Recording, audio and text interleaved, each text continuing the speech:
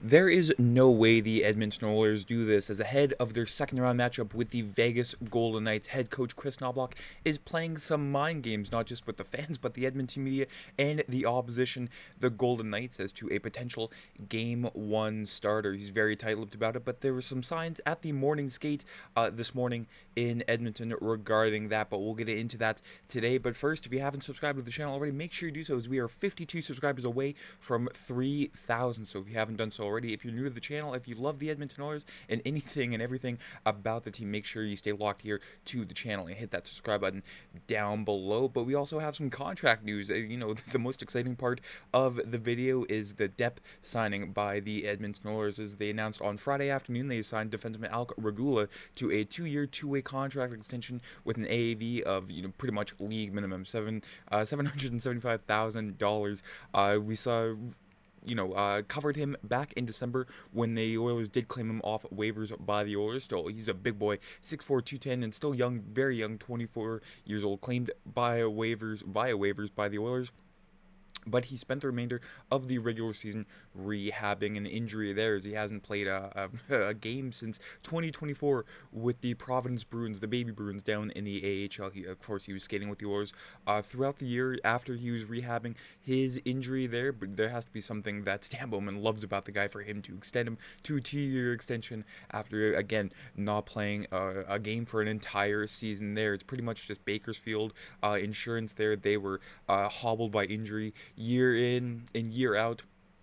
And all throughout this year, the Bakersfield Condors just trying to, scrounge together a lineup there. But Alec Regula, the only way he pretty much makes the Oilers roster is he will be the first call-up in case of an injury there. But still some depth news for the Edmonton Oilers. But let's get into the real stuff here, folks.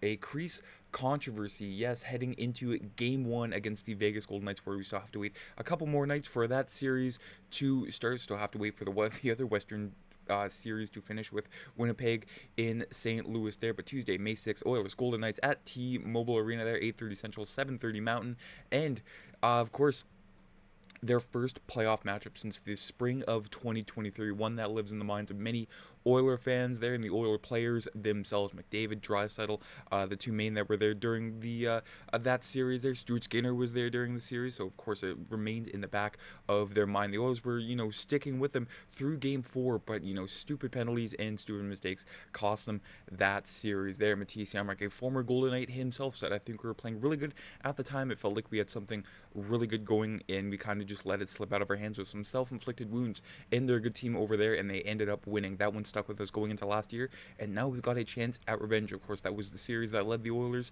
in head coach Jay Woodcroft to sort of change their entire defensive system, and of course that led to the awful start to the 2023-24 season and Jay Woodcroft firing in. They brought in Kris Knoblauch there, so lots of dominoes falling because of that series, and the chance for revenge is on the minds of every Edmonton Oiler, even if they weren't on that team. And from Tony Bright here, the lines and pairings from this morning, not a whole lot of change here. Draisaitl, McDavid, and Corey Perry for your first line. Evander Kane, Ryan Nugent-Hopkins, and Zach Hyman. Trent Frederick, Adam Henrique, and Connor Brown. And lastly here, Vasily Podkolzin, Matthias Janmark, and Victor Arvidsson, with the extra skaters being Jeff Skinner, Kasper Kapanen, Max Jones, and Derek Ryan. Now, I'd rather see, a guy like Jeff Skinner in place for Victor Arvidsson on that fourth line there. Of course, Jeff Skinner, he's not really a bona fide fourth line guy, but he just injects something into that fourth line that Victor Arvidsson, during the Kings series, just was not willing to bring at all.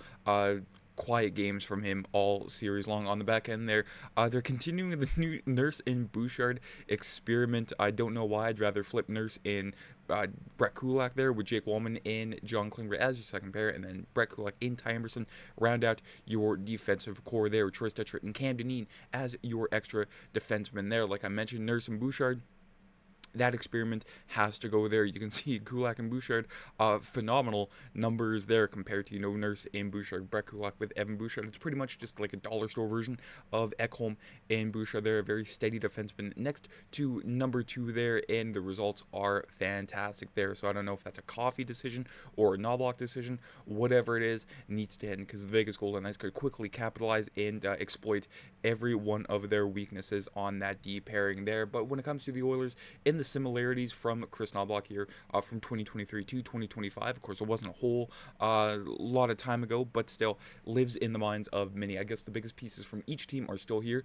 so I think there are some similarities. Of course, there's been some change. A lot of time has passed, but I think there's some things we can take from it, whether it was line matchups, who did well, who didn't, and what they were looking to do. Their systems are very similar, so there's some things that we want to look at, but I think there's been a lot of time that has passed. There may be a little bit of information that's relevant to going forward, but most of it, I think, is just noise. Of course, it was the same question that was asked to Kris Knoblauch regarding the LA series, the history against the Kings. Kris Knoblauch just says, you know what, just living in the moment. Sure, there's some things from the past you can take, but right now, you just have to focus on the now. And it worked for the LA series, so hopefully it can continue on here for the Vegas Golden Knights, as you can sort of compare the two Oiler teams from 2023 to 2025. You can see here the line rushes before Game 6 against the Knights in May 2023 here from Tony Bryant. You got Kane, McDavid, in Hyman, Ryan Nugent-Hopkins, Leon Draisaitl, Yamamoto, but the bottom six is where it gets, all switched up there. The only remaining player from that bottom six is Mattias Janmark, so the change from 2023 to 25 is staggering. I'd argue it's a much deeper team, comparing this year to 2020, 25 year. But on the back end, I'd rather prefer some of this back end here. Ekholm, Bouchard, Darnell Nurse, and Cody Ceci. That line was just a tire fire from start to finish. And then Brett Kulak in Vincent Desharnais with Philip Broberg as the extra defenseman, and then Stuart Skinner in Jack Campbell there. So this team not as deep compared to this year's team, in my opinion there, but still lots of similarities from this Oilers team to that Oilers team. But the real news coming out of the Oilers morning skate here from TSN's Ryan Rashog says, I wouldn't read a ton into this, but the Oilers skate at the downtown community arena, and Skinner is in what would normally be the starter's net. We'll ask Kris Knoblauch after the skate, and like I mentioned, lines and pairings otherwise the same. So it's very interesting. I don't know if it's mind games or just, the Oilers willing to give Stuart Skinner a reset following the awful first two games of the Kings series there. But, if he is named the starter for Game 1 against the Vegas Golden Knights, I hate to say it, but that would be a huge mistake. Calvin Pickard, the last 4 games, you don't really want to count, Game 2 when he was brought in for Skinner, but the last 4 games, 4-0, most of those games, I do believe 2 games he finished, with a sub-900 save percentage, but he still found the way to get the Oilers the win there, 852 in Game 6. And an 8:57 in Game 3, but you can see there he just gives the Oilers a chance to win. And Stuart Skinner, unless he turns into the post Vancouver pulling in 2024, I don't think he'd really give the Oilers much of a chance to win. The Oilers just play much more confident in front of Stuart Skinner or in front of Calvin Pickard, as much as I hate to say it. But it's his crease, it's Pickard's crease to lose, and I don't think he's lost it yet. But Kevin McCurdy on Twitter here, sort of a glass half full look at the scenario, says it's Game 1. If they were going to give Skinner another shot, this is the absolute lowest risk game in the series. Breathe, people. I also wouldn't read too much into it yet, and the biggest part of that is reading, not trying to read a whole lot into it. Again, Kris Knoblauch is the worst at lying to the media here, but again, the starter's net at a morning skate 2 days before the series is begin to have its start date. It's just not really a whole lot to read into. Sure, I'd rather much have Pickard in the starter's crease, but I don't know if this is just giving him a chance for more rest before the start of the series.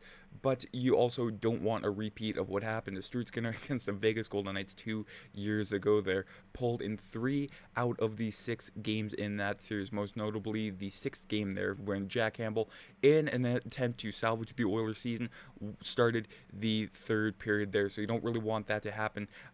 Yet again there, the Vegas Golden Knights, of course, capitalized on many of Stuart Skinner's weaknesses, and not just his weaknesses, but the Oilers' D-zone weakness as well. But, when your goaltender is only as good as your defense, but with Calvin Pickard, the Oilers have a much better chance. But when it comes to, just trying to throw away Game 1 by, experimenting, if Stuart Skinner has found his game again, since 1939, teams losing Game 1 on the road have only come back to win the series 36.7% of the time. Teams that fall behind 2-0 only win 11.8% of the time. So say Game 1, you start Stuart Skinner, and it doesn't go well. Game 2, you go with Cal Pickard. Well, his confidence might be shot. I mean, my confidence would be shot if I won 4 games in a row, and then you pull me for Game 1 of the second round when I am red hot. So that is a huge gamble for the Oilers if they do start Stuart Skinner. And, unless it goes, completely wrong, it's Cal Pickard's crease to lose. But Kris Knoblauch has yet to comment on the starter. Not yet. We'll wait. We haven't made our decision. We'll announce that before Game 1 there for the Oilers and Knights. It's going to be very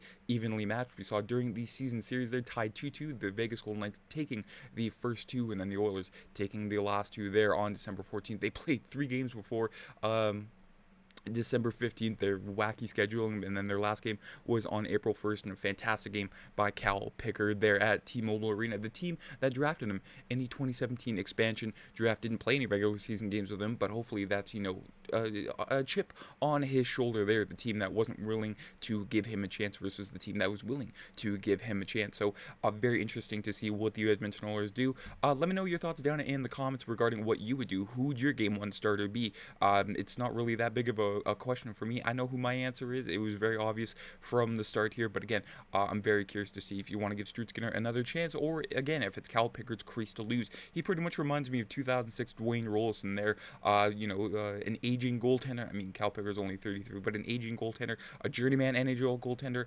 His one last gasp of trying to get a big run before the end of his career. But if you haven't already, make sure you also subscribe here to the channel if you're new. But folks, enjoy the rest of your Sunday. Enjoy Game 7 tonight. Blues Jets should be a fantastic one. The Winnipeg Whiteout always a joy to watch on TV. But take care. I'm Matt.